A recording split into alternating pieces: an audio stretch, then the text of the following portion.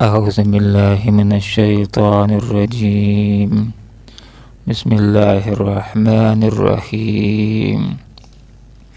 ربنا إنك تعلم ما نخفي وما نعلن وما يخفى على الله من شيء في الأرض ولا في السماء. صدق الله العظيم. سبحانك لا علم لنا إلا ما علمتنا إنك أنت العليم الحكيم. ربنا اے ہمارے پروردگار، انکا بے شک تو تعلم تو جانتا ہے، ما اس کو جو نخفی ہم چھپاتے ہیں، وما اور اس کو بھی نعلن جو ہم ظاہر کرتے ہیں، وما یخفا نہیں چھپا ہوا علی اللہ اللہ پر من شیئن کچھ بھی، فی الارض نہ زمین میں، ولا اور نہ فی السماء آسمان میں۔ اللہ رب العالمین کی ذات بابرکات وہ ذات ہے کہ جو حاضر کو بھی جانتا ہے اور غائب کو بھی جانتا ہے۔ مراد یہ ہے کہ وہ چیزیں جو انسان جانتے ہیں، انسانوں کے سامنے حاضر ہیں، وہ بھی اللہ رب العالمین جانتا ہے، اور جو چیزیں غائب انسانوں کی نظروں سے اوجھل ہیں، انسانوں کے علم کے اندر نہیں ہے، ان کو بھی اللہ رب العالمین جاننے والا ہے۔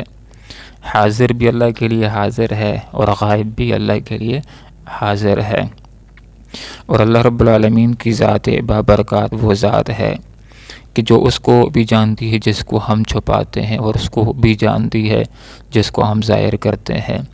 وہ عمل کہ جو ہم ظاہر کر کے کرتے ہیں، لوگوں کے سامنے کرتے ہیں، اس عمل کو بھی اللہ رب العالمین جانتا ہے، اور وہ عمل جو ہم چھپ کر کے کرتے ہیں، اندھیرے کے اندر کرتے ہیں، اس عمل کو بھی اللہ رب العالمین جانتا ہے۔ اس بات کو بھی اللہ تعالیٰ جانتا ہے جو ہم لوگوں کے سامنے کرتے ہیں، اس بات کو بھی اللہ رب العالمین جانتا ہے جو ہم تنہائی کے اندر کرتے ہیں، اور اس بات کو بھی اللہ رب العالمین جانتا ہے کہ جس بات کا خیال ہمارے دل کے اندر سے گزر جاتا ہے۔ اللہ رب العالمین کی ذات اقدس وہ ذات ہے کہ جو نہ صرف ہمارے قول کو، ہمارے فعل کو جانتا ہے، بلکہ اس قول و فعل کے پیچھے دل کے اندر کیا نیت ہے اس کو بھی جانتا ہے۔ انہ علیم بذات الصدور، اللہ تعالیٰ سینوں کے رازوں سے واقف ہے۔ اس لیے حدیث کے اندر یہ بات مذکور ہے، آپ صلی اللہ علیہ وسلم نے ارشاد فرمایا انما الاعمال بالنیات، اعمال کا دار و مدار نیتوں کے اوپر ہے۔ اگر نیت اللہ کی رضا کی ہے تو اجر و ثواب ملے گا، اگر نیت اللہ کی رضا کی نہیں ہے تو اجر و ثواب نہیں ملے گا۔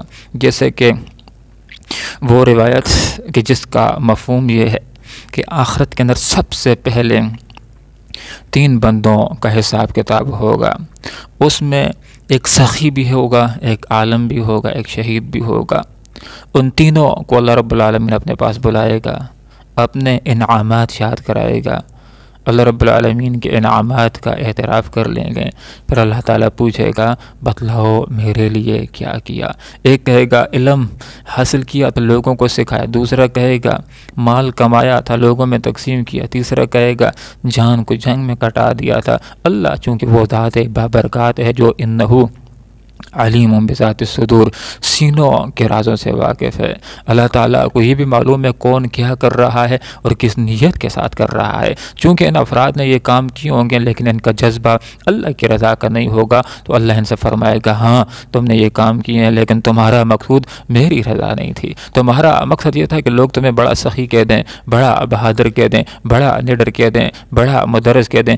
دنیا کے اندر دنیا والوں نے تمہیں بہت کچھ کہہ دیا، آج میرے پاس تمہارے لیے کچھ بھی نہیں ہے، اور ان کو اوندے منہ جہنم کے اندر پھینک دیا جائے گا۔ تو اللہ تعالیٰ کے بارے میں ہماری سوچ کے اندر ہر وقت یہ بات موجود ہونی چاہیے کہ اللہ تعالیٰ ہمیں دیکھ رہا ہے، اللہ تعالیٰ کی ہمارے اعمال کے اوپر نظر ہے۔